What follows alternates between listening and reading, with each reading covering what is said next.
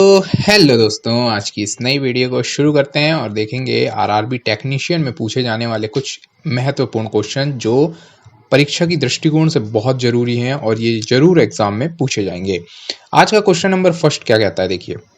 Question number first है कि गाय का दूध पीले और सफेद रंग का होता है। कौन से? पीले और सफेद रंग का होता है, जिसका कारण उसमें निम्नलिखित में से किसकी उपस्थिति की मौजूदगी है। किसकी उपस्थिति के कारण गाय का दूध के रंग का पीला और सफेद रंग किसके कारण होता है? ऑप्शन ए है केसीन, ऑप्शन नंबर बी है क्या है lactose, option number C casein के साथ साथ कैरोटीन के साथ ब्यूट्रिक एसिड, या फिर लैक्टोज के साथ गाय का रंग पीला होता है। बताइए किसके उपस्थिति के कारण गाय का दूध का रंग जो है दूध पीला और सफेद होता है।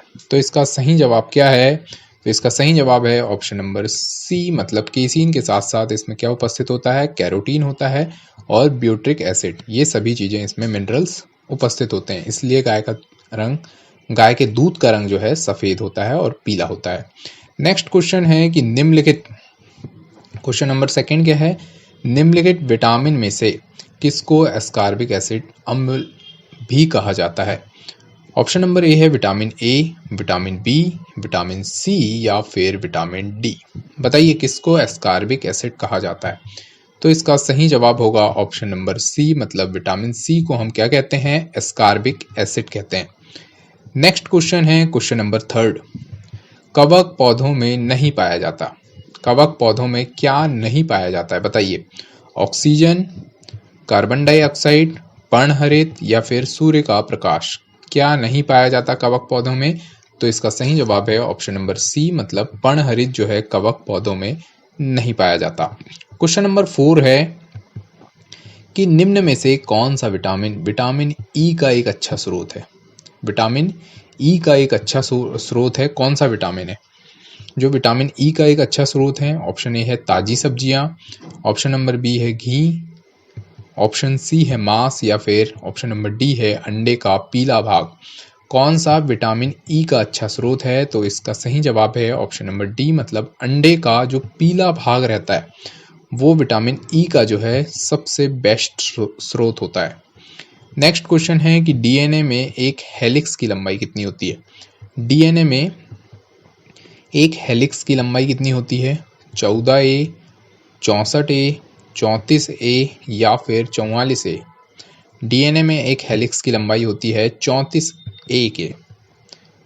कितनी होती है? 34A। डीएनए में एक हेलिक्स की लंबाई। नेक्स्ट क्वेश्चन है क्वेश्चन नंबर 6, यानी शक्करों में सबसे मीठी शर्करा कौन सी है? शक्करों में सबसे मीठी है, ये क्या लिखा है? फ्रक्टोस, गैलेक्टोज है, ये समझ लीजिए गैलेक्टोज है, ठीक है। सुक्रोज ऑप्शन नंबर सी, ये ऊपर नीचे हो गए। ऑप्शन बी क्या है? ग्लूकोज, और ऑप्शन सी है सुक्रोज, ऑप्शन नंबर डी है फ्रक्टोज। शक्करों में सबसे मीठी शर्करा कौन सी होती है? तो वो है ऑप्शन नंबर डी, मतलब कि फ्रक्टोज जो है सबसे मीठी शर्करा होती है। क्वेश्चन नंबर 7 है कि विकास का मुख्य कारक है। बताइए विकास का मुख्य कारक क्या है? उत्परिवर्तन है, हासिल किए गए गुण है, लैंगिक जनन है, या प्राकृतिक वरण है। विकास का जो मेन कारक क्या है? तो विकास का मेन कारक है प्राकृतिक वरण। ये क्या है? विकास का मुख्य कारक है। प्राकृतिक वरण विकास का मुख्य कारक है। नेक्स्ट क्वेश्चन है क्वेश्चन नंबर 8। निम्नलिखित में से किसका निर्माण हमारे शरीर में नहीं होता है? बताइए किसका निर्माण हमारे शरीर में नहीं होता? विटामिन ए, प्रोटीन, एंजाइम, या फिर हार्मोन। किसका निर्माण हमारे शरीर में नहीं होता? तो इसका सही जवाब है विटामिन ए, यानी विटामिनों का निर्माण हमारे शरीर में नहीं होता। क्वेश्चन नंबर 9 है कि विकास का कारण है। विकास का कारण क्या है? कि फैसिल पदार्थ विकास का कारण है, जीने के लिए संघर्ष करना ये विकास का कारण है, या फिर पीढ़ी से पीढ़ी अनुकूलन ये विकास का कारण है, या फिर वंशानुगति क्या विकास का कारण है? तो इसका सही जवाब है ऑप्शन नंबर सी, मतलब कि पीढ़ी से पीढ़ी जो अनुकूलन हो रहा है ये क्या है? एक विकास, मानव के विकास का कारण है। प्रमुख कारण क्या है? पीढ़ी से पीढ़ी अनुकूलन। क्रॉसिंग ओवर में क्या होता है? बताइए क्रॉसिंग ओवर में क्या होता है? तो गुणसूत्रों का दोहराव होता है, गुणसूत्रों का विलोपन होता है, आनुवंशिक सामग्री का आदान प्रदान होता है या फिर गुणसूत्रों का संकलन होता है। क्रॉसिंग ओवर में क्या होता है? तो इसका सही जवाब है ऑप्शन नंबर सी, मतलब आनुवंशिक सामग्री जो रहती है उनका आदान प्रदान किया जाता है। किसमें? क्रॉसिंग ओवर में क्या किया जाता है? आनुवंशिक सामग्री का आदान प्रदान। ठीक है, नेक्स्ट क्वेश्चन है क्वेश्चन नंबर 11। बहुत इंपॉर्टेंट क्वेश्चन है ये। क्वेश्चन नंबर 11 क्या कहता है कि मादा चिड़िया के सेक्स क्रोमोसोम्स को निम्नलिखित में से किससे प्रदर्शित करते हैं? XO, XX, XY या फिर ZW? बताइए, मादा चिड़िया के जो सेक्स क्रोमोसोम है उनको निम्नलिखित में से किससे प्रदर्शित किया जाता है? तो इसका सही जवाब है ऑप्शन नंबर डी, मतलब कि Z और W, इनसे प्रदर्शित किया जाता है मादा चिड़िया के सेक्स क्रोमोसोम को। किससे प्रदर्शित किया जाता है? ZW। Next question, question number 12। जीव कोशिकाओं में आनुवंशिक लक्षणों के नियंत्रण में निम्नलिखित में से कौन सा उत्तरदायी है? जीव कोशिकाएं के आनुवंशिक लक्षणों में निम्नलिखित में से कौन सा उत्तरदायी है? तो वो है enzyme, option number A, B है हार्मोन, सी RNA या फिर डी DNA।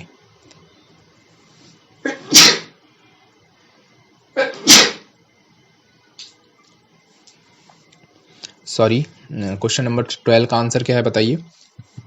तो इसका सही जवाब है ऑप्शन नंबर डी, मतलब DNA जो है आनुवंशिक कोशिकाओं में जीव कोशिकाओं में आनुवंशिक लक्षणों के नियंत्रण का प्रमुख कारण या उत्तरदायी है। क्या है? DNA।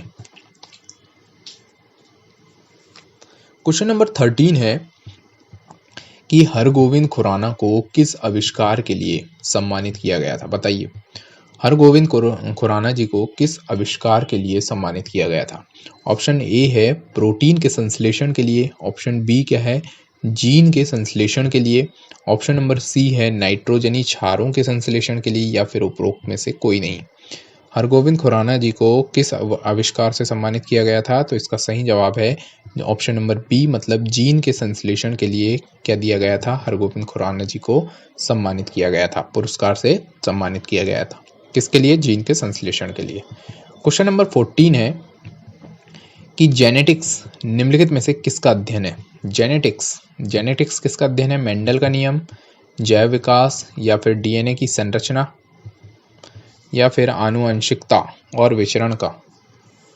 जेनेटिक्स निम्नलिखित में से किसका अध्ययन है? तो जेनेटिक्स जैसे कि नाम से ही स्पष्ट है किसका अध्ययन है, तो इसका सही जवाब है जेनेटिक्स जो है आनुवंशिकता और विचरण का संबंध है। आनुवंशिकता और विचरण का अध्ययन है क्या? जेनेटिक्स आनुवंशिकता और विचरण से संबंधित है जेनेटिक्स मतलब। क्वेश्चन नंबर 15 है। 15 क्या कहता है? बेटा और बेटी, बेटा या फिर बेटी के जन्म की संभावना क्या होती है? बताइए, बहुत इंपॉर्टेंट क्वेश्चन है कि बेटा और बेटी के जन्म की संभावना किस रेशियो में होती है? 1:2, 2:3, 3:1 या फिर 1:1? बताइए, बेटा बेटी के जन्म की संभावना किस अनुपात में होती है? तो इसका सही जवाब है ऑप्शन नंबर डी, मतलब 1:1। ऑप्शन नंबर डी 1:1 में जो है बेटा और बेटी के जन्म की संभावना निश्चित है। 1:1 मतलब बराबर अनुपात में होती है कि बेटा होगा या बेटी होगी। क्वेश्चन नंबर 16 है कि सर्वप्रथम क्या कहता है? क्वेश्चन नंबर 16, सर्वप्रथम किस जीव का विकास, किसने जीव विकास को समझाया था? किसने जो है जीव विकास को समझाया था? तो जीव विकास जो समझाने वाले कौन थे बताइए? न्यूटन, आइंस्टीन, चार्ल्स डार्विन या फिर लेमार्क? किसने जीव विकास को समझाया था? तो इसका सही जवाब है ऑप्शन नंबर डी, मतलब लेमार्क ने। लेमार्क ने जो है जीव विकास को समझाया था। किसने जीव विकास को समझाया था? लेमार्क वैज्ञानिक ने। क्वेश्चन नंबर 17 है कि DNA की खोज किसने की थी? जेम्स वॉटसन एवं फ्रांसिस किक ने की थी, ग्रेगर मेंडल ने, जोहानसन ने या फिर हरगोविंद खुराना ने? DNA की खोज किसने की थी बताइए?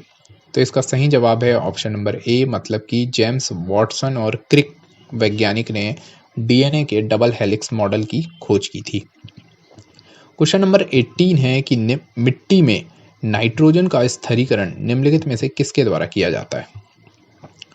विषाणु के द्वारा, बैक्टीरिया यानी जीवाणु के द्वारा, कवक के द्वारा या फिर प्रोटोजोआ के द्वारा। मिट्टी में नाइट्रोजन का स्थिरीकरण निम्नलिखित में से किसके द्वारा किया जाता है? तो इसका सही जवाब है जीवाणु मतलब बैक्टीरिया के द्वारा मिट्टी में नाइट्रोजन का स्थिरीकरण किया जाता है। किसके द्वारा? जीवाणु के द्वारा। नेक्स्ट क्वेश्चन है क्वेश्चन नंबर 19। लाइकेन में एक क्लोरोफिल युक्त पार्टनर एक साथ रहते हैं। लाइकेन में जो है एक क्लोरोफिल युक्त पार्टनर एक साथ रहते हैं। ऑप्शन नंबर ए है शैवाल और कवक, वो दो पार्टनर हैं, या फिर कवक और बैक्टीरिया, शैवाल और वायरस, या फिर more than one of above. तो इसका सही जवाब है ऑप्शन नंबर ए मतलब शैवाल और कवक जो हैं क्लोरोफिल युक्त पार्टनर क्या हैं? एक साथ रहते हैं। नेक्स्ट क्वेश्चन है कि जीवाणु की खोज किसने की थी? बहुत ही इजी क्वेश्चन है ये। जीवाणुओं की खोज किसने की थी?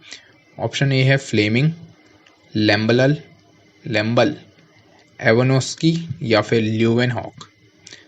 इसका जवाब तो सभी को पता होगा कि जीवाणुओं की खोज किसने की थी। तो जीवाणुओं की खोज की थी ल्यूवेनहॉक वैज्ञानिक ने जीवाणुओं की खोज की थी। तो थैंक यू दोस्तों।